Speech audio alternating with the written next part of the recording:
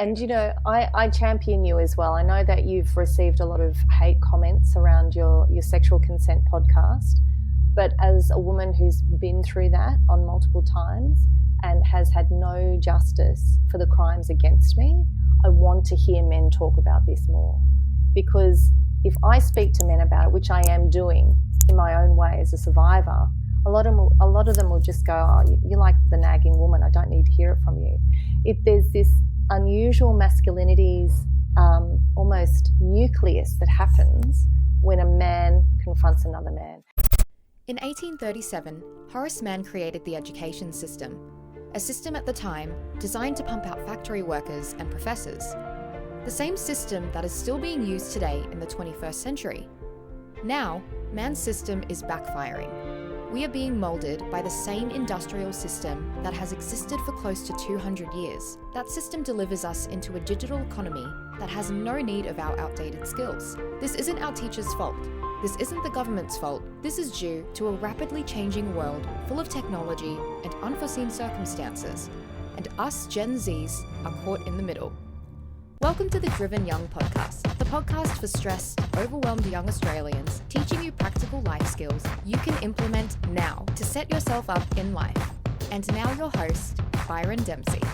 Welcome back to the Driven Young podcast, and today I'm joined by Louise Edmonds. Louise is such an amazing person who has championed myself and the message of the Driven Young podcast. She's introduced me to 4 people who all came on my show, so now it's her turn. In this episode, we talk about a lot of different things. We start with her story, how she works with men to help them with their fashion and become better versions of themselves, the insecurities she encounters in men. Then halfway through, we switch the conversation and we discuss my other podcast called Consent and Consequences with Brent Sanders. We go deep into sexual assault and how men can help solve this problem. This is such a great episode for men, but also for women who want to understand the struggles men face and how to help us. I really love this episode and I think it's so important for people to listen to. Make sure you share it with your friends if you enjoy it just like I did. Just a trigger warning for anyone who has dealt with sexual assault. We don't go into lots of details, but we discuss this topic a lot.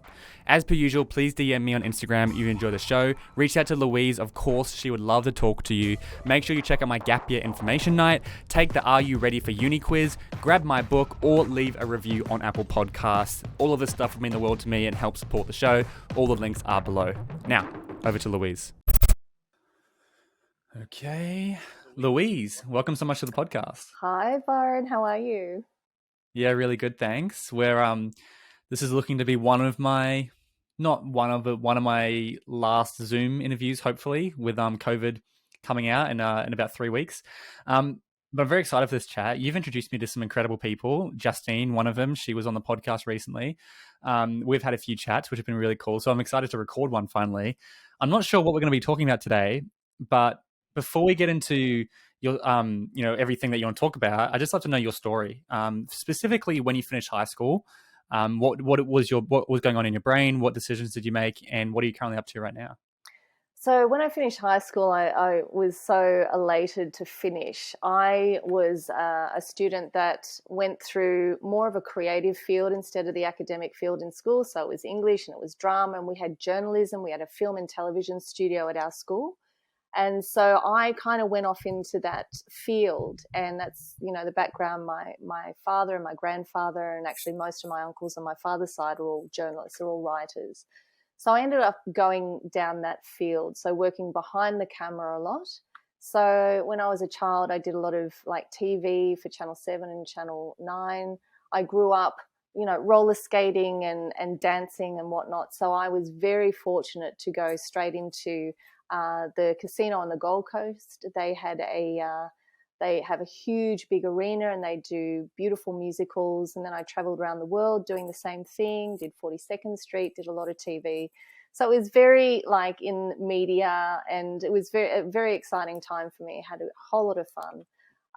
And then I got a dancing injury. So I injured my back, which kind of like just went, that's it. The moment you have a major injury when you're doing any kind of sport, any kind of physical activity, it just knocks you out. And I had to think about, what do I want to do? So I got into my TV again and producing. So I produced television commercials. Fast forward all the way through to maybe 13 years ago, when the golden age of blogging was happening. I created Men's Style Power, and that was writing about men's fashion and style, but woven underneath in a very clever way were issues that men were facing 13 years ago. It was pornography and it was addiction. It was understanding their own identity. Who am I? It was talking about pillow talk, connecting intimately with their partner. How do you conduct pillow talk? What is it like to be a gentleman in the 21st century? What are manners? And it's a great question. I love that question. What is it like to be a gentleman in the 21st century? yeah, because it's what we found. I was working with a small freelance team. It was really looked down upon. So golden age of blogging, was invited to New York Fashion Week. It was just crazy because back then there were these amazing opportunities as a blogger. So we were writing 750,000 word articles, doing a lot of deep research into closed cognition, which talks about, what you wear is a brand expression of who you are. Not only just being sucked into the trends and the expected style of the day, but really understanding who you are and how you should express that in the world. And so you're doing that. And then, of course, Facebook comes along and the articles got shorter. And then, Twitter comes along and then there are 180 characters. And then Instagram comes along and it gets small and it's just an image. So I saw the whole thing change. It was really interesting to see the trends. But at the same time, there's always a negative side to that. You don't really get to articulate or communicate certain things as well as what a picture is, or the rise of the influencer. So I kind of live through all of that, and I find some influencers, if you're an influencer, you've got to influence a certain area of your life that you're an expert in, and when you're an expert in something, you have to have done it for like 10 years. Well, theoretically that is what an influencer should be, but yes. I don't think it's what we're seeing. No, it's not. And it's a sign of the time. It's popular culture, and I think there's good elements to it, and then there's deeply grave elements to it, and we need to be able to decipher the two and know what's a real counterfeit image and taking us down the wrong path, and then we need to look at what's really the truth in an image and be able to get a revelation about it. So absolutely, that's me in a nutshell, I think. Yeah. Yes. Awesome. And so, I mean, just before we move on, I always love to know from other people's perspectives. When you graduated high school, did you know what you wanted to do? And was it an easy decision? Like, what was going on in your head in that moment? Yeah. It was an easy decision for me because I started what I love. I was very, very fortunate, Byron, to do what I loved. I loved dancing and I loved performing, and I'd been doing classical ballet since the age of 4. So when I exited high school, I'd already choreographed 3 Rocker Stedfords. So for a grade 10, 11 and 12, I was already bringing my extracurricular loves into school, and I was creating, dance routines. And we won the MTV award, and it was all fantastic. So I knew what I wanted to do. And then as soon as I exited school, I was happy to just have a 6-month break. But then I went straight into being a professional dancer in a hugely themed convention. So I kind of just it kind of was just school, academic, great, topped my class here and there, and then just went straight into what I love doing. So I was super fortunate. I think today it's really hard because if you look at the entertainment world, to actually make it, you need to go offshore. And this is with all, like, even if you look at Kylie Minogue, which was my era, she really didn't make it here. She made it when she went to the UK, and then we owned her. Then we went, oh yeah, she's Australian, she's ours. She's us, how dare you take her? But it kind of has that kind of feel to it. But yeah, so I knew what I wanted to do, and I continued that for a long time. I've always been in what we call the media and entertainment industry, whether it be in they say, in front of the camera, in front of the consumer, or behind the camera doing production, creating documentaries, etc. So no, that's great. I mean, it's similar to me, and like my story was similar. Like I was making videos all throughout high school, and then so when I finished high school, I just wanted to be a filmmaker, and I was kind of like, the question was, do I study film or do I just go make film? That was it for me. I knew I wanted to go to film, but I didn't know which exact pathway to take to achieve that goal. Now I don't really do it. I still do a bit of not traditional filmmaking. I do more non-traditional filmmaking, content creating and stuff, and that skills benefited me a lot. But yeah, it is definitely, I consider myself very lucky to have that sort of insight when I was that young, because most people have no idea what they want to do, and it's very tricky, especially with the overwhelming amount of opportunities that you could choose. It's like, I don't know if you heard me talk about if you've heard paradox of choice. It's like Netflix. It's like when you want to watch a movie and you spend 20 to 30 minutes just going through Netflix trying to find it because there's so many options, versus if you had 3 movies in front of you, you'd pick one in probably like 10, 20 seconds. And that's what we're dealing with, young people. It's like, well, we've got so many opportunities. Which one do I do? And it gets overwhelming. Like, what advice would you give to someone who's maybe in that position? I know you've got kids yourself, so yeah, you can hear her in the background. She's Okay.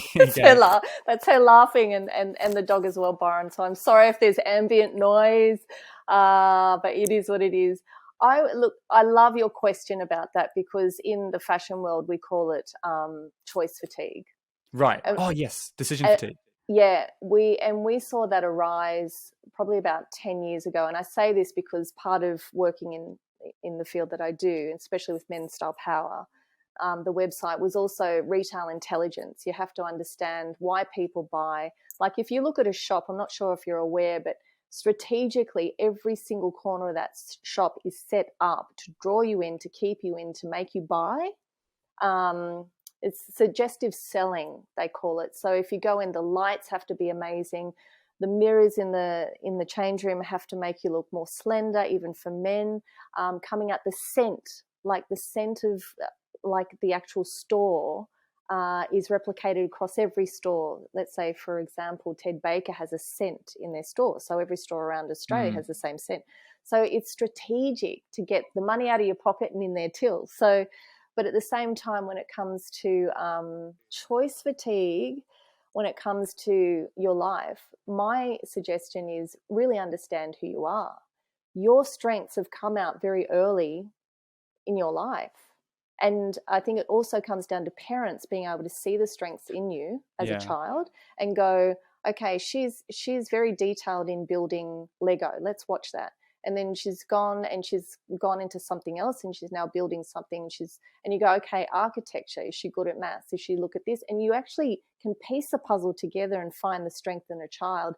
And then what you do is you start to direct them in the way that they can actually win. What I don't like seeing is the youth of today going, I want to be like, a celebrity. And they follow that path. They have absolutely no soft skills, no hard skills to succeed in that area. Meanwhile, they're absolutely natural with music, but because it comes naturally, they don't think they've suffered enough to have it as an achievement. Does that make sense? That makes total sense. They think, yeah, that's really good. I've never thought about that before. But I mean, that's what we talk about, like dream, struggle, prize. In order to get the prize, you've got to appreciate the struggle. But there's going to be things you're just naturally better at. And it's like, lean into those. Oh my gosh. Yeah, 100%. And this is where I pull my hair out, because some kids are just so amazing at certain things, but because it's not mainstream, because it's not seen as cool, they don't pursue them. Like there's a friend's son who's in another state who's brilliant at chess, like his strategic brain, and he can actually look forward into what steps are like eight positions in the future. Yeah. But he doesn't classify that as being cool, so then he won't sort of like catapult off that. It's a launching pad for them. But again, like you said, it's a lot of kids are kind of falling into following the mainstream. But I say this to so many people, there's only one of you, so be you. Everyone else is taken. My friend, to back up your like what you're talking about, one of my closest friends, she originally finished high school and went in to study business and economics because that's like a traditionally good path. It pays well. And then, a year and a half in, she was hating it, and I convinced her to drop out, and she switched to design. And she's such a talented designer. Like, she's so good naturally. And she's, and she's enjoying it a lot more. And she's actually doing something she's aligned with. And it's like, it's classic. It's like I knew she was good at design, but she didn't choose it because she wanted, going down the mainstream path. And now she's doing something she prefers. And it's like, well, what if we could have avoided that from happening by hopefully listening to this podcast? People go, yeah, I am naturally good at that, and I do enjoy that, and I believe you can find a way to make money doing anything you want nowadays. The chess example is perfect. Chess is like one of the most popular games in the world right now. Online chess is going off. He's He can make a lot of money as a chess player. That's right. And that's the thing. I think the youth of today, money, well, we live in a monetary system in the world, right, Byron? Yeah. Like it doesn't matter if you go, oh, I just want to run a charity. And it's like, no, it actually takes money to run a charity. Just like we are in a monetary system. Kids need to get that reward. The effort they put in, they need to see that reward to come back. And that not only is fame and entitlement, it also is that monetary reward, because the smart kids can then understand how to use that money, because in a good hand and in a good mind, they can go, okay, I can invest that, I can put that towards savings, I can put that towards investing in someone else to help them come up who maybe doesn't have enough money to sort of launch what their business is doing. And I'd love to see that chain reaction happen in the world. Like you said, you can do anything today and you can make money from it, but you still have to understand the fundamentals of it. You still have to understand a bit of finance, a bit of marketing, a bit of PR, and you must understand yourself more than anything. Yeah. And be proud that, okay, I know how to knit, and that knitting is going to take me XYZ, and not be ashamed of that strength that you have or that love of something that you have. You're exactly right. Like there are these fundamental skills that allow you to make money doing anything. And I think one of them is marketing. Like if you've got your skill, it's useless if no one knows about it. You could be the best netter ever, the best chess player ever, but if no one knows about it, it doesn't really matter. And so I really think a good skill people need to be developing is marketing. Marketing is like, if I had a qualification, it would be marketing, not officially, but I've worked in marketing. It's everything I do is marketing. Like everything I do, my whole TikTok strategy, it's all marketing. And it all comes down to that. So much of my success has come from my ability to market and understand marketing because I've been in that place. And so I think that is such an important skill for young people, because whatever your talent is and whatever is your hobby, your talent, you can turn it into something that pays you if you have a good understanding of marketing. And so, similarly with what you do, you love fashion, and now you started blogging, and that was a form of marketing, and it's turned into a whole brand now. And now you do something that you love, helping men with their fashion choices. Yeah, helping men with their fashion choices. And let me tell you, along the way, I realized that, because remember, I strategically thread those other articles within the fashion pages and the style pages, and they were getting more views than some of the key things that I was talking about when it came to fashion. And that prompted my memory. I was like, that's intriguing. Why are they reading The Ugly Lure of Pornography, for example? Or How to Speak Sexy is back, but it's actually got nothing to do with sex. And I was thinking, why are men reading this? It was like millions of views, Byron. So I looked into it and I just went, okay, guys are needing help on the inside as well as the outside. And that was about 8 years ago. And so then I started to realize, and speaking to clients as a professionally trained stylist before COVID, I would go and do a safari tour, like a shopping safari tour with guys. So take them to a fragrance person, to a barber, to a facial, to get their nails done for the first time, and then clothe them like from the inside out. It went all the way from underwear, all the way to dinner jackets, to outerwear, to hats, whatever they needed that represented who they were. And what I found is that these grown men who were CEOs, who had families, who had run massive businesses, were hurting just as much as the women that I knew in my world. They were just as conscious about what they were wearing and how they looked, their attractiveness, as much as women do with beauty. So their handsomeness was a huge issue. If they were balding or not, that was a huge issue for men. And I thought, you know what, this goes so much deeper than just the clothes that they wear. It's about the integrity and character of a man and who he believes he is. And this is where I headed 6 years ago. And eventually it's turned into this online academy called Men of Manners. And that's where I'll sit probably for the second half of my life, because style is from the inside out. That was so entertaining to listen to, like just you sharing that story, because it is interesting that you say men have this exact same limiting beliefs about themselves as women. And it's like, it seems obvious on paper, but because I think it's far less common for men to share that, and most men keep it inside, we don't see it very often. So we assume men don't think it as much. But it is big. It's really big. And I know the whole balding issue, like that's a huge thing for men. Like I have no signs of balding, but I'm like, if I do get signs of balding, I don't know what I'll do. I'll just like, I don't know. I haven't comprehended that. So for now I'm good, but I'm still quite young.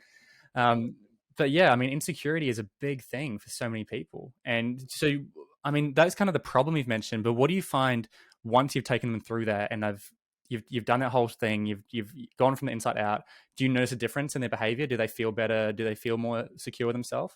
100%. And they say, geez, I wish I did this when I was 18. Yes. Yeah. That's what they say. And I'm speaking to 40, 50-year-old men who are very successful when it comes to their career decisions, climbing the corporate ladder.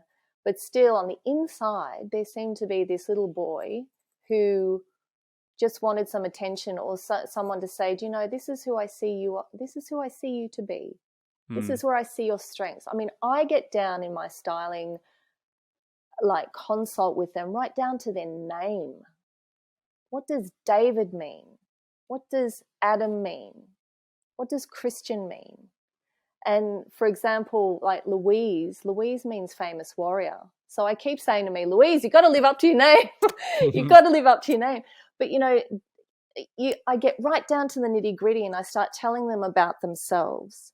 And when they start hearing these things that they'd never even thought about looking into, but are quite, that hold such gravity when it comes to who they are, you see them go, oh, I'm learning something new about themselves. So my whole theme on that is I introduce them to the self that they've never met yet. And so what I love seeing in that transition is they start to go a lot deeper than just buying, you know, a rack of Ralph Lauren or whatever. And they're going, okay, I've done my shopping for the next 10 years. I'll just continue down my corporate path. You actually see them pay attention to the detail. And to me, in life, the devil's in the detail. If you miss the detail, you're gonna trip up down the line, or you feel like, do you know what I mean? It's like you've got to really pay attention, especially now.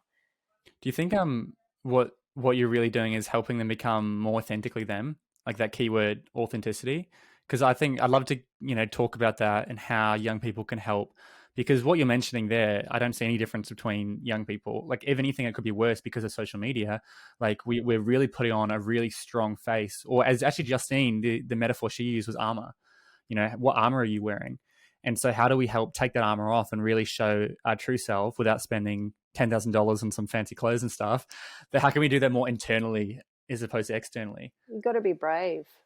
You have to be brave to do that, because there's a lot of men, like when I was styling in London, I came across a lot of men who just wanted to wear Gucci shoes, but inside they were arseholes. Like they were awful. And I just thought to myself, I've got to just bring something good out. And what I was bringing out was when someone is like aggressive, bit of a jerk, blah, blah, blah, or a bitch, they're actually protecting something that's really hurting inside them. And this is what I found. So I've been so fortunate to be able to speak to all walks of life, even consulting online to a man who was in Hawaii, who he said, look, I'm short, and just as short, I'm as wide, and I wear cargo shorts and I wear Hawaiian t-shirts, and I want to meet a girl and I want to do XYZ. Can you help me?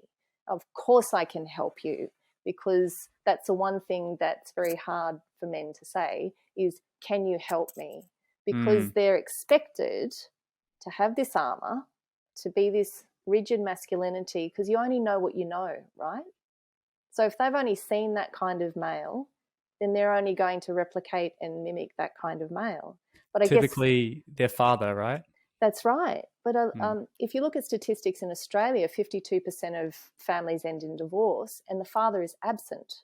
So what happens is you have, say, an adolescent male who is growing up without a father figure and then turns to peers or turns to perhaps an uncle, or he is searching for a masculine identity that he can follow, that's close to him, and that's friends and peers and family members.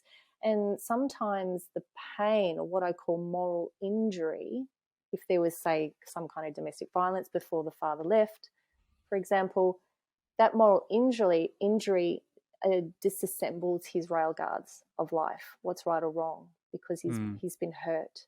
Moral injury may not be physical, but it's psychological and it's spiritual and it's emotional. And then that young adolescent carries that through.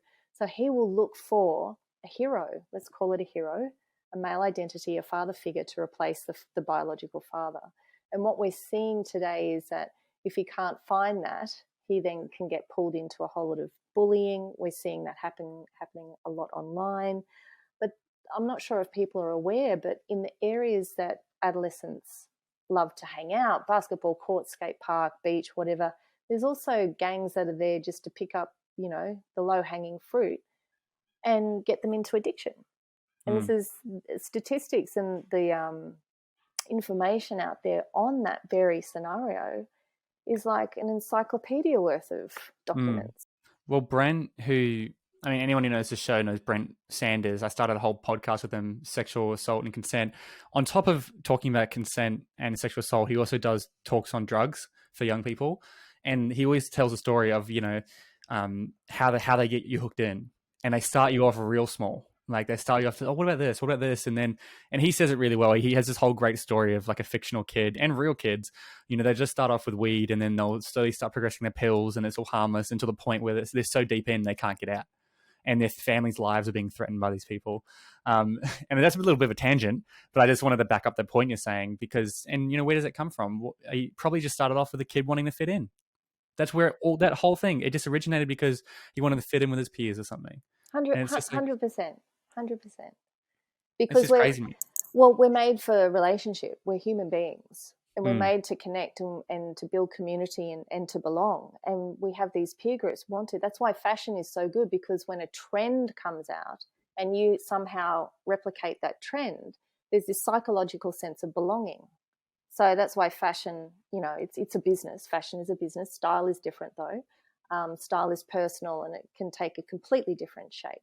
But like you said, and like with Brett, he's done an amazing job in really breaking down, because I've seen a number of the podcasts with him, but breaking down what the crime means and what the results, what the justice is and how it happens. And it is very incremental. That's why I say the devil's in the detail. It could be the smallest thing. Inside you have this amazing compass called your consciousness. You know what's right or wrong. And you go, I really shouldn't have that. Or I really shouldn't go down that path. But because of the peer pressure, you do. Because you don't want to be ostracized.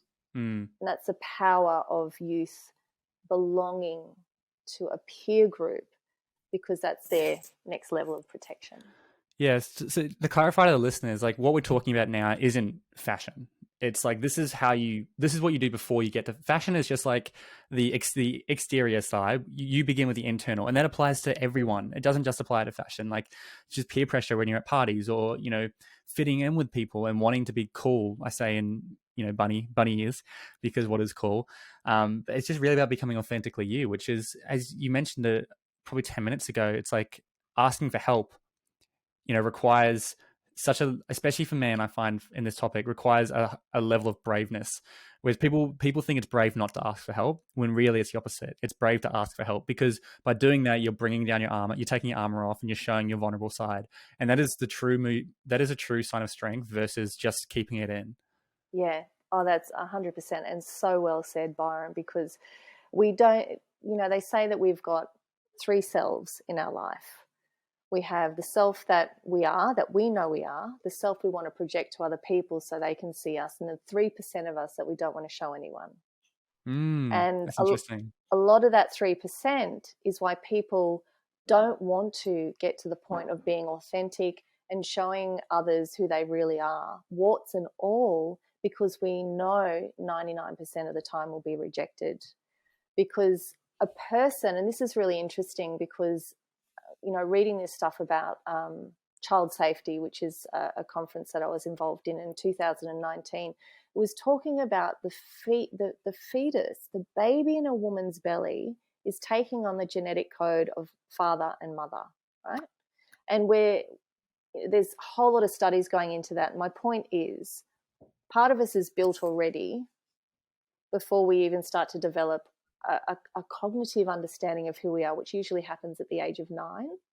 where our character is set, our belief system is set, and then we carry that into our adolescence. Well, they say 10 years old is when you can be trialed for a crime, because that's when you can comprehend what's right and what's wrong.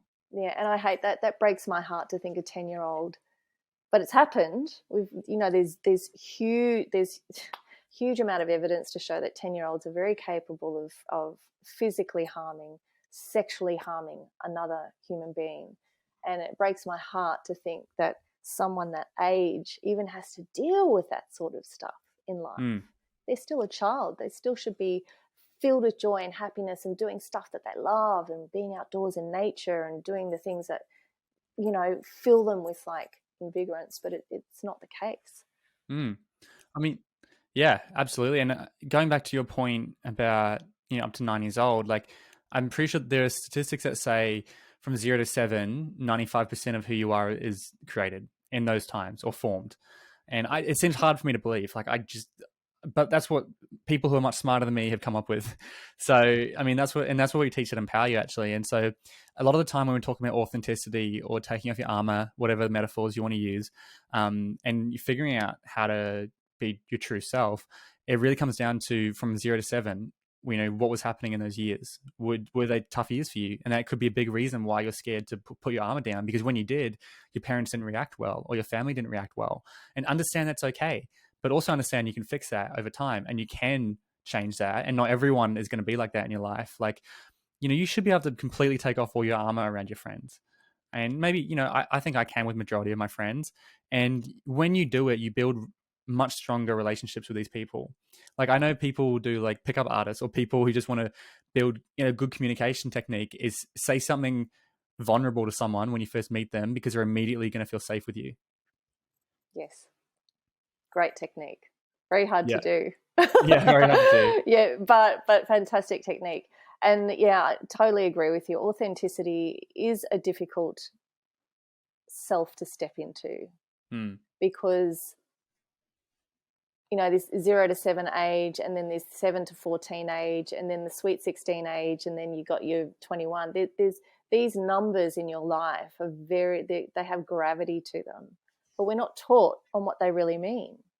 Like I've always believed that there should be an initiation process for a young boy, a male adolescent teen, to turn into a young man. But we don't have anything like that in this world at the moment. We always used to say in our group, what that is a huge yard glass of beer. That's the transition moment. And people that will laugh about it. Yeah, it's like it is funny, but it's also really sad. It is really sad because I think one of the most amazing books that I've ever written was read is The Myth of Avalon. And it's an old book, but it basically step by step took us through the initiation of a young warrior turning into a man and the head of the tribe. And it was this vigorous, really almost a bit life-threatening kind of process. I love your dog. He's so annoying. This is really... Sorry. That's all right. If I had my dog in here, we'd have to cancel and reschedule. He's locked in another room at the moment, so if you hear a bark, I apologize. But the initiation process, like women have that sweet 16 kind of feel. In some cultures, like in Mexico, they have like a father-daughter dance when she's 15. There's that initiation. I know. We don't have anything here, and I think. It's so crazy you say this because, I mean, I've got this gap year program, but like one of the reasons I've created it is to create an initiation process for young people. And do you know what we have in the program? Not everyone will do it. It'll be one of our premium events, but we can go away into the bush with a trained survival expert. And we're going to go no clothes. You'll get like shorts and a blanket and no food for 24 hours. And we go into the bush, we make our own shelter and we just sit down by the fire and share these conversations and really get deep with each other. And that's kind of like me trying to facilitate that initiation thing because it's what I did. But funny enough, I actually did a boyhood to manhood program with my dad. And it was one of the greatest things, that I've done as a young person. And it was like I was 15 years old and you go with your dad with a bunch of other boys and sons and they do this whole process specifically to create an initiation, like you said. And it's really cool. And I wish more people would do it, but it's a little bit pricey. But yeah, we're completely missing that. The more that you actually step into things that you fear and you step through that fear and you conquer that event, the more confidence you're going to have as an individual. You're Mm. going to feel that you're going to be able to face things in life no matter what and get through them. And, schools call this resilience, but they're not. It's like resilience is like talk. You have to physically go through the action to actually get the almost like the spiritual awakening or the emotional awakening that you've managed to get through it. And this is what we do lack this. We do lack this for sure. So, yeah, I think that's a great part of your program. I'm all for campfires for young men sitting around, just talking, and just because that's the one thing that's really confronting for young men is to sit and talk. Women, we do it all the time. We'll talk to anyone, and we can talk to, our homeless on the street all the way up to Parliamentary House, although a lot of women are talking to Parliament and they're not being heard, which is like, that's a whole other conversation. I'm happy to join that conversation because that is another conversation. But for our young men, who I'm passionate about, because I believe that they're that catapult. They're that, if we can teach our young men who they are in terms of they are a warrior, they are valued. We place value on them. They have enormous worth and positioning in this society, and get them to step up into that framework, then we will have a much better society. Because we, I'm doing a call out. We women and girls, we need you. We need you big time to show up. And we know that you've been through a whole lot of hurt and pain that you don't talk about. But we're here to listen. I have a twin brother, and I know without an inkling of a doubt that I had the emotional intelligence that he could come to if he had a breakup with a girlfriend. And I knew, like without a doubt, that he had the physical strength to help me if I had, and I did have, people come to steal stuff from me, whether it be my heart or just my physical presence, and he was there to protect me. So, being in that scenario very young, I understood that my power was to encourage him and his power was to protect me, and we did that. Isn't that cool? Because it's kind of like, you think in a brother-sister dynamic, it's always traditionally the brother who protects the sister, right? That's what it's been in the movies. That's how we perceive it. And it's like, well, physically, yes, that's probably going to be the case. But you can bring equal amount to the table with the emotional side. Like, and guys love talking to women. I'm more comfortable talking to a woman about, emotional, deep stuff. I don't know why. I can't really explain it. But, I think especially if they initiate it and they kind of allow the space, guys might just start breaking down or just start talking about it. Yeah. I had a guy, Gus Rowland, who, do you know Gus? I do. I was about to say, surely you know him if you're at the scissor space here. And I was going to say, if you don't, I'll introduce you. But yeah, we talked a lot about this and how he facilitates a lot of conversations for men, young men specifically. And so does Lee, who I had on, who's our survival expert, and I had him on the podcast. He's a fan favorite. And he's just an incredible person. And me and my brother did this retreat in the bush with a bunch of men, and it was really cool. And his wife does the same thing for women, and they talk about the same stuff and they do it. And it's just really, I think it's something everyone should experience, because, my biggest fear is there are people out there who don't even realize how bad their friends are or the people in their life are, because it's all they've been used to. And it's just what they expect. And they are completely oblivious to how incredible some people are and what conversations a lot of other people are having, including myself up until the past 2 years. I've been blessed with a great family. We had those conversations, but my friends, I never really did, especially in high school. And now we're a bit more mature and I've got other friends and stuff. It's definitely changed, but that's been the single greatest thing that's had a positive impact on my life. It's amazing. I love listening to elders speak about life and direction, and you just cannot underestimate someone who has lived experience. And this is one of the things with the mentor, which was, I was part of the leadership team, and it was a very successful 2 years ago, a 3-day event at Sydney Town Hall. It was all about men. It was men coming in wanting to better themselves and to learn. There was a huge amount of speakers. And I think the one thing that just blew my mind right at the very end was that I paneled and moderated women who champion men. And basically we were running short of time, and we could talk about identity, which is something I do with clothed cognition, or we talk about intimacy, which is all about, there's so many complex facets about intimacy. It can cover non-physical intimacy. It can cover just care intimacy, which is husbandry, which is what people will talk about in the zoo, which is a keeper being very close to one particular animal. So if that animal gets sick, then it's that one person that can administer medicine to that animal, right? That's it's called interesting. husbandry. And then there's the sexual intimacy. And when I said to the crowd of 140 men, we have short amount of time, what do you want to hear? Every hand went up for intimacy. And I sat back, and I think I actually said, wow, because in my heart I knew that there was a divide there, because they're not taught. Are you taught about sex? No, you kind of have to make your way through it, although there's a lot of porn watching happening at the moment that's turning into addiction.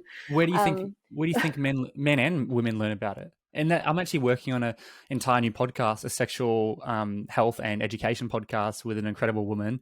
We're looking at doing like a similar podcast like I did with Brent to break that down into more details, because it's so important. It mind-boggling. I mean, they say we cover it at school, but no, you don't. Pretty average. Yeah, what you cover at school is the biological element of it, how to make babies, and also just the physical element of it. Where are your boobs? Where's your bum? That's it. A lot of kids sit there with their ears like plugged in, going care factor 0. Yeah. What they want to learn is how to connect, how to love, how to bring in a special little bond and language, a single language with that person. Because everyone wants to belong, everyone wants to be loved. It's that invisible part of our heart that no one is really making sense of. So so 140 guys put their hand up. I want to know about intimacy, and I was thinking to myself, wow, this is something that I absolutely harp on, because intimacy is the glue to relationship. It's the glue. It's the super glue. Because everyone can have sex. You can go pay for sex. You can go and watch sex. You can have sex with yourself. But to have intimacy, which gives you that fulfillment and that love and that connection, no one knows how to do that. And I value like Esther Perel, who talks about intimacy and desire and eroticism, because that's what connects people and keeps them together, because you're constantly kind of learning about each other in that space. So, yes, I hear what you're saying, and I can't wait for that podcast to come out. That'll be amazing. Well, yeah, no, it's interesting because I want to bring Lee back on the show, because I said Lee, next time you're in Sydney, come on the show. We'll do a whole episode on men and emotional well-being and stuff, because we had a very viral series. We had a series go mega viral, millions and millions of views, talking about how men are actually, studies have shown men are more emotional than women. They just keep it bodied up. And despite the stereotype, and we had a really interesting conversation around that. A lot of people loved it. So I am looking at bringing him back on. But I did want to say, it's really cool to hear you say there were women championing men, because I feel like in the world right now, all women hate men, with this like mantra that's going around. And I know it's not all women. I'm not, saying that, but it's just, that's the vibe from what I'm getting from the world. And people, we throw around the word, I hate all men, and then they'll be like, oh, but not you, I hate all men, but I'm not talking about you. And it's like, I know that, but language is a powerful thing. And if we're pushing this mantra of hate all men, imagine how much the next generation of women are genuinely going to hate men, because they've been hearing this mantra for the past decade, despite that the women who are using that mantra have good intentions or aren't trying to be intentionally malicious.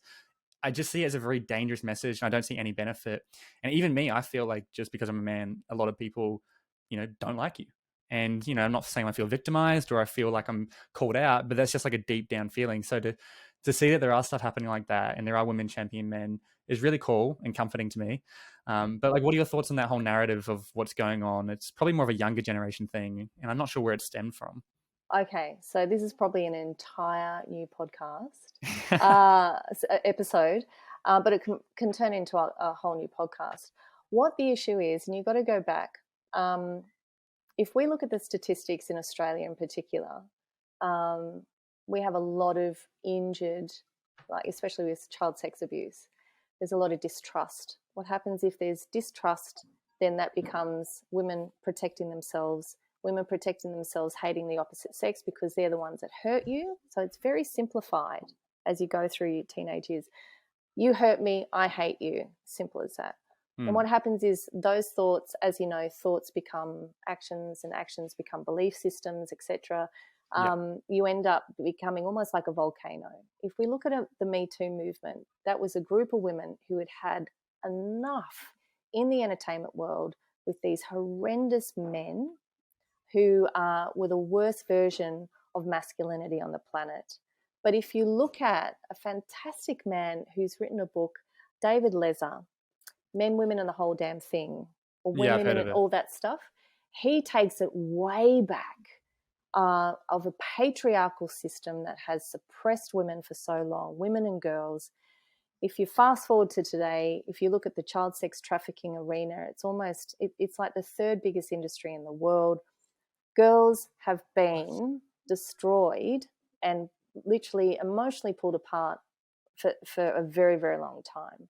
Me Too movement was a volcano.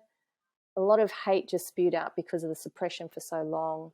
That has overflowed. We now have Chanel Contos, who's done an amazing job into bringing to the forefront what's been happening for so long, which is rape culture in schools, et cetera, et cetera. So what I do is I go, okay, there's the pain. We're seeing the pain. Where's the catalyst? We have to go back and go, what started this? We have to change the root cause to be able to dissipate all of that pain and angst and directed hate towards the group or the collective consciousness of masculinity. And to me, I think we spoke about this when we had a quick little chat. We're throwing the baby out with the bathwater. We're saying all the men are bad. And to me, it's like, well, no, they're not. But the good men are afraid to come forward and talk because they know the moment they open their mouth and go, girls, I want to stand with you, they'll get attacked because the issue is volcanic. Can I say, as someone who I feel like I have stepped up with a whole podcast dedicated to sexual assault and consent, which was to help solve that problem, which is majority affecting young women. You know, I did get, and look, I got so much love from so many people and so much support, but on the flip side, I got so much hate, and the amount of comments we got saying, oh, two men talking about this, where's the women? And it's like, well, I actually have had multiple women guests on my show, but this is just supposed to be, you know, men. I think the problem is a lot of the time we feel like we're being attacked, and we don't want to listen to someone who's attacking us. It's like, why would you want to listen to someone who's just generalizing and attacking you, despite if that's their intention or not? And it's such a difficult thing. I think we just have to apply empathy across so many different things. And I think we need to apply empathy to stuff like this for men and women. Yeah, this is a really complex topic because it's something that I'm immersed in. It's literally my life's work. And it even pours through to Men of Manners, which is the online academy that I'm doing. The problem is if women and children and girls could have solved this issue, we would have done so by now. Yeah, of course. We cannot solve it without our young men being involved. And that's my duty to champion men to go, rise up. We know you have it in you. We're not like, I am not here. I have every reason to judge men. I was sexually abused from the age of 4 to 9. That abuse went to court. The magistrate literally slapped my perpetrator on the wrist, and then the very next day he was among a whole lot of children. At 16, I was sexually assaulted in a hotel. I've had 2 massive issues with domestic violence. They both went to court. They both kicked out of court. One was in London. I had to go to London to fight it on the grounds there. There's loopholes in the legal system. The police are victim blaming. We know all of this. Like I'm another statistic. But for me, I need to look at the root. What is the catalyst? Where's the problem? And part of that is this rigid masculinity. A part of that is that women are very volcanic and verbal at the moment because they've been suppressed for so long. So we're waiting for this balance, the scales to tip, good men to talk, the women to calm down, and then we're going to be able to find the solutions, and we need the solutions. To me, part of that is to protect our daughters, we need to educate our sons. That's what I was going to say. And that's one of my favorite quotes, like, protect our daughters, we need to educate our sons. And that's, you know, really my goal of the that podcast I started was, you know, look, I think more women listen to it, despite my intention is I want to get young men listening to it because, you know, the statistics show they're the ones who are committing the crimes. And I have to believe not every man not all men are bad. You know, there are a lot of good men out there, and we talk about on the podcast with Brent. It's like, if we have more education, we have to believe there'll be less crimes. That's our belief. If we have this education implemented, there has to be less crimes being committed. I think. Yeah, There could not be. 100%. But we also we must show young men the good version of what a father looks like. Yeah. Because remember, 52% of them haven't seen a good father. We need to show them what a good relationship looks like. We need to show them what a successful person looks like. We need to show them what social and emotional intelligence is. We need to bring out in their DNA the good parts of them, because we know that jail doesn't change hearts of men from being hurt, because hurt people carry on to hurt people. It just keeps them in that holding pattern. We need to show them the good side of it and go, do you know what? We're placing value on you, worth on you, etc. That, look, for me, who I have said, yes, I hate men in my life, I will, my hands up for that. I did that in my 20s. Can I just say, like, to you and to a lot of other women who may have been through something like you, it's totally justified, that statement, I think. Like, you have every reason to. I think the problem is it doesn't benefit anyone by saying that. It doesn't. We know that now. It does not benefit anyone. We have to come to a place where we can sit down and go, okay, and I think we're there, Byron. I think we're almost there with panels and groups of lived experience consultants who have been through the pain to be able to speak to government and say, do you know what? If we do it this way, we're going to be able to get a change. And here's a case study as to why. And we're almost there. But for young men, there's a whole lot of, it's a very complex issue. Women develop cognitively, the frontal cortex develops faster than young men. Yeah, isn't like women at 23, men at 26 or something. That's right. So there's the biological differences, there's the emotional differences, the social differences, there's the upbringing. I feel sorry for young men, because where are the male mentors, the good role models? Where are they? Do you know? It's interesting you say that, because I agree, and that's where I'm really trying to, you know, I'd like to try to be a male mentor to a lot of young men, and I'm hoping that if men look up to me and they tried to, you know, if I can share my beliefs, which are, I think, grounded in good intentions, they will mimic that. Versus, like, I just look at the biggest YouTubers and stuff, and they're wankers, like Jake Paul, and like, they're absolute wankers, and I'm like, this is who our young boys are looking up to. Of course they're going to be dickheads when they grow up. Look at who they're looking up to. And then half the men in Hollywood have, you know, done whatever we want to say, and it's like, who are the good people we look up to? Half the people I follow online over the past few years, who I look up to, I've watched videos on them getting exposed, and turns out they're doing, you know, pump and dump schemes with crypto coins and stuff, and I'm like, is there anyone that I can trust? And so for me, I take, you know, I take my personal brand and my, I guess, integrity and who I am as a character as the most important thing. So hopefully I'll never break that, because I think if you have an audience of young people, you have such a high level of responsibility to take that seriously. And I see so many people, especially like big American creators, just pissing around with it, and it's insane. But pissing around is what gets you views. So there's that dynamic. Yeah, that's true. I look up to you, Byron, because I do, even though you could be my son. I look up to you because of that very thing. You were talking about character, but you're also talking about risk management, in saying, I hope I don't become like them, because as we go through life, you're going to get curveballs. You're going to get temptations. It's absolutely true. And these temptations can take you down a different path. You move out of spirit and service to people and into ego and wanting to self crown, if you can, you can call it that. But I think that we've got enough evidence. There's enough moral injury. There are young men walking around with pent up trauma that they haven't been able to get rid of or talk to. I don't believe, and this is why I love what Justine Campbell does, I don't believe in talk therapy for guys.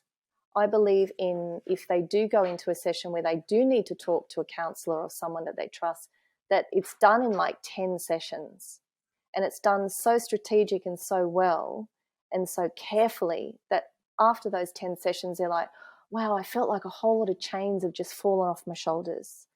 I feel like I've come into myself, like who I know that I am, but I can't express.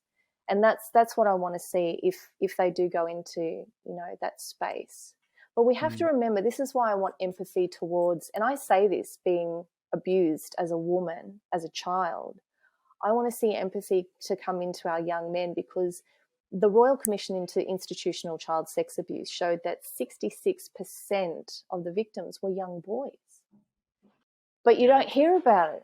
No, Brent said that at the beginning. He said in early stages of life, men are at significantly higher chance of being sexually abused. And that's from 6 years old to 13 years old. And then that switches at about 16, and women are at much higher chances. But yeah, you're right. I mean, often we just hear the women's side. And to be honest, and I mean, we're getting deep here, but I have a lot of male friends who have experienced it almost more than my female friends, which is probably crazy. But and the thing is, they'll never do anything about it. I had a mate and they got pregnant off of his assault. That is traumatizing, and he had to deal with that whole thing. But nothing's going to happen, and he's fine with that. But it's like I said, dude, you were sexually assaulted. It's okay to talk about it. And he's like, yeah, I guess I was. And so once again, I'm not trying to pick any sides here. There's problems on both, but even see, my brain is, because I'm so aware of being on podcasts and TikTok and stuff, I'm so cautious of what I say. I'm scared to say what I just said then, because then I know I'm scared women will go, oh, but what about all the women? And it's like, yeah, but we're just talking about this right now. Because every time I post clips on TikTok, if I'm talking about men being assaulted, the women go, well, what about the women? And if I'm talking about women being assaulted, the men go, well, what about all the men? It's like, you can't really win. It's like, how about we just have conversations about both?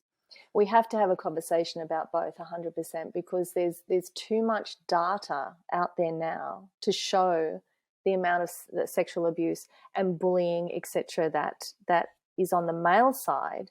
And what's very visual in media is how much is on the women's side.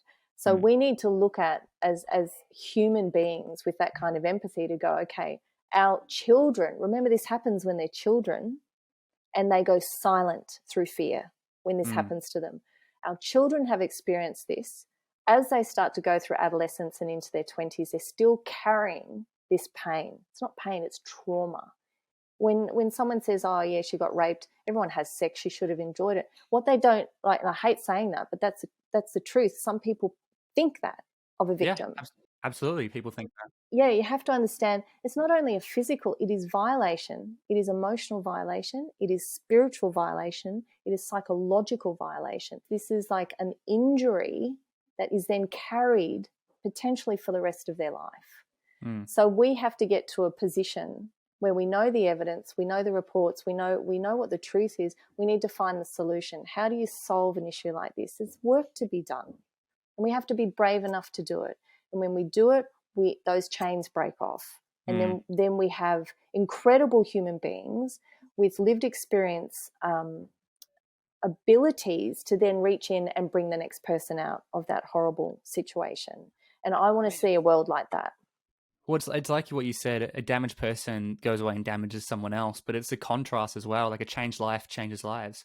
And if you can help change one person's life and inspire them, they might go on to change another, and then another, and we get that ripple effect. And it's like, don't underestimate how much you could help someone just by speaking out. And, as someone who is speaking out a lot about this stuff, it is scary, it is intimidating. And I do think you're right. If once it feels safer for men to speak out, I think a lot will change. And, yeah, it's an interesting conversation, playing both sides. It's like, what can women do? What can men do to help? Because that quote, I feel like, ties it all in. In order to protect our daughters, we need to educate our sons. And I do think that, and that's why it's a big thing for me, is getting as much education in front of young men as possible, because I just believe if you can prevent one person from being assaulted or having something happen, then I consider that, time well spent. 100%. And, I champion you as well. I know that you've received a lot of hate comments around your sexual consent podcast. But as a woman who's been through that on multiple times and has had no justice for the crimes against me, I want to hear men talk about this more.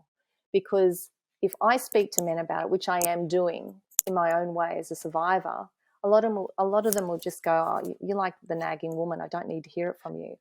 There's this unusual masculinity's almost nucleus that happens when a man confronts another man.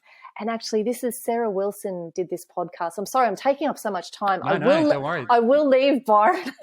Sarah Wilson did this incredible podcast with Lee Sales because, as you know, she's just done that ABC series around why women are angry. And she wrote all those books, didn't she? Like with the titles, like the engaging titles. Yeah, so good. But Yeah. Sarah was like, well, why don't the guys stand up? You know, if they see an assault or if they see some kind of harassment, why don't the guys stand up? And I've actually asked my good men in the work that I do, tell me, why don't they? Because there's a huge percentage of young men between the ages of 18 and 30 who, if they see something, they turn a blind eye, 46% of them. And I just thought, I've got to ask my good male friends about this. And anyway, they all came back and said, if you're going to stand up and confront another guy about what they're doing, you got to be ready to fight. You've got to be ready to go in and physically fight, because one stag has come up to another stag. Do you know what I mean? There's this primal masculinity that happens. And there's an amazing doctor, Professor Philip Wadd, who speaks about this issue. And it's almost like just an unconscious issue that happens. His amazing 3-year work was based on the nightclub area of King's Cross, and watching men when one got into a fight. And what happened was, he said, it's phenomenal, because what happens is it's almost like this gravity just pulls men in who have never had a conviction against them. They've never had a fight in their life. But the moment the guy next to him is fighting, it's almost like this thing magnetically pulls him into the fight, and it turns into a brawl. So he's done this incredible study on that very thing. But back to Sarah Wilson, she had 970 comments on that Instagram live Instagram feed, and there were men in there who were basically saying, I champion this series because we need to know what we need to do when we come into this space, when we see someone who's doing something that's wrong, because we have this moral compass. We know what's right or wrong. We just don't know what to do when we see it. Yeah. That's the problem. Look, I will say I've had so much support for the podcast, and I've had, I've had specifically a lot of women reach out saying it's refreshing to see two men talk about this. And like that, those comments and messages really like have such a big impact on me. It like gives me a lot of confidence to keep doing what I'm doing. So I appreciate those. But yeah, on the flip side, you do get a lot of hate and stuff, and I was prepared for that. And it's interesting when you hear, I talked to Brent about it, and it's like for him, he's just so used to it. He just palms it off. He's like, I've been doing this for 25 years. I've been in the media. People talk about, a middle-aged white man talking about this. But regardless of, I do think you need to still talk up, regardless of if you're scared. I was a bit scared, but still just speak up. Like, because if you can help impact one person and apply empathy, like, you mentioned the stag thing. Like when women come, the stag thing, I think that's a really bad way to react if a woman comes and talks to you about this. Like, you should just have more empathy towards that and be like, well, she's saying this for a reason. She knows I'm not that bad of a person. She's asking, why don't nice guys speak up rather than attack back? Why don't I just have a good conversation and try to figure it out? So I would like to see just more empathy across everyone when it comes to this stuff. If we just, the whole COVID scenario as well, if we had more empathy for everyone, empathy for the government, people in power who are making these incredibly tough decisions, even if you disagree with them, understand that they're probably doing the best. Empathy for everyone going through stuff. So yeah, a lot of that comes to that word for me. Yeah, look, and who teaches empathy? We kind of have to again wade through the waters and figure it out, and go, perhaps witness enough, hear enough, seek enough. We have to seek, what is it? We have to be curious. And I love your comment, Byron, about words, how powerful words are, because we underestimate that, because our English language has been bastardized in a way where we're bringing it into just like little images and whatnot, which is, it's very cool and it's cheeky, sometimes fun. But at the same time, when it comes to these very integral conversations, we need to choose our words wisely to have the most impact.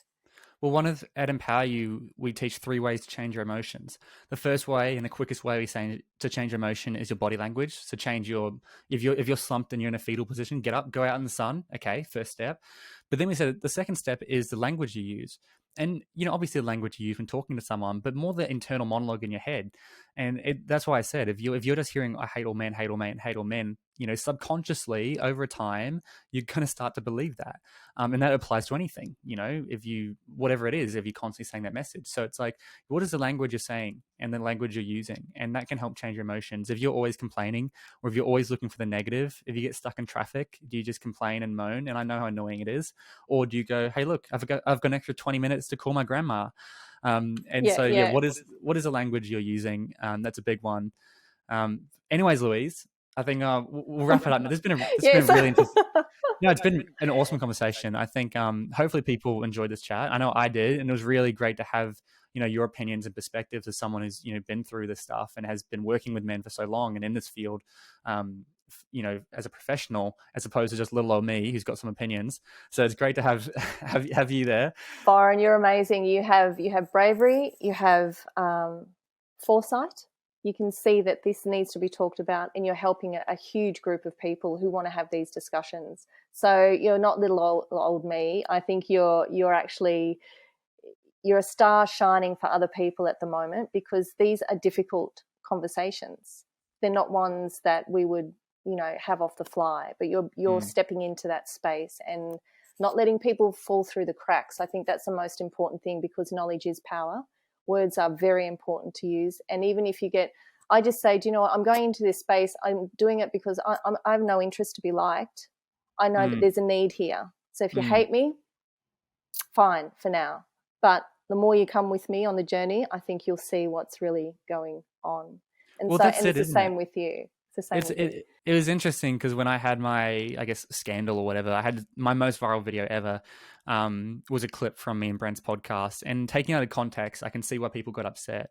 I just might as well say it. But basically, the clip was we were talking about the age of consent, and basically me and Brent's goal for that podcast was to cover every possible question the listener might be asking.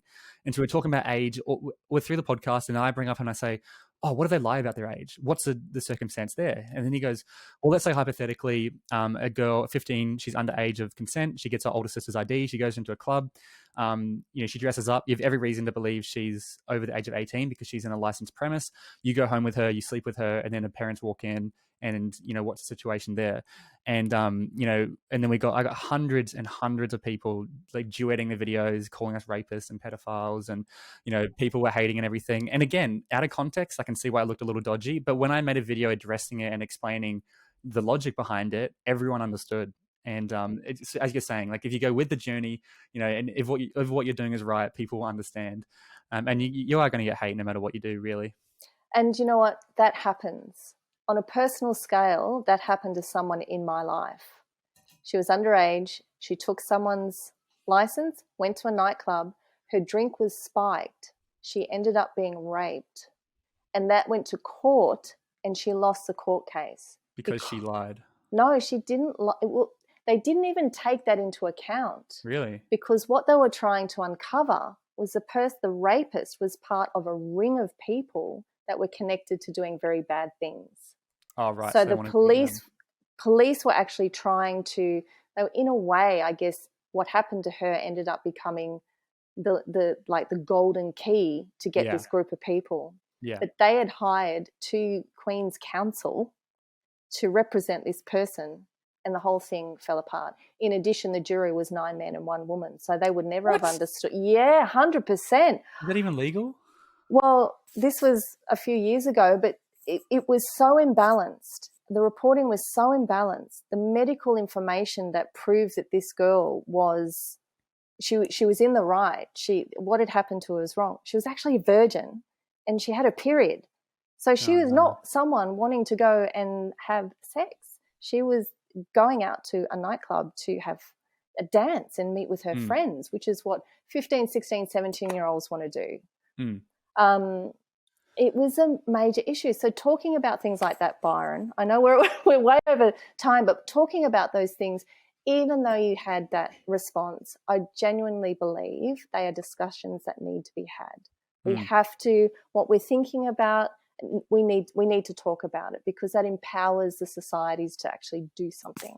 Yeah. Well, I mean, thanks for sharing that. And that's, that's really sad to hear. But, I do know other stories that similar thing, but it is really just social media can take things out of context, and people have a field day when they see something they don't like. So yeah, I mean, this has been I'll have to add a trigger warning at the beginning of this conversation, I think. I think you might. Sorry about that. No, that's fine. That's fine. I think I'll just I'll just pre-frame it in the introduction. That's totally fine. But Louise, thank you so much for coming on and for being so open and sharing your story and everything.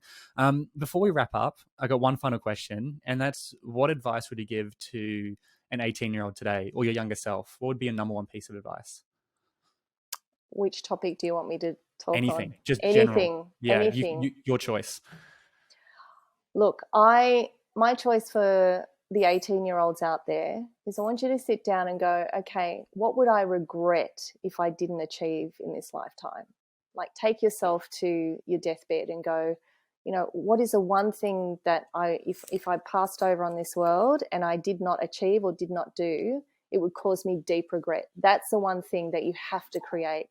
Get a soft skill and a hard skill at your best of ability, and think of that one thing that you just have to accomplish in life, and just put everything into it, because that's when you'll be the expert, the leader, authentic leadership, which is one thing we want. You'll have moral and economic dignity, and you really will have that sense of success for who you are as a person. I think that's the most important thing to sort of achieve. Oh, I love it. Like, I love that.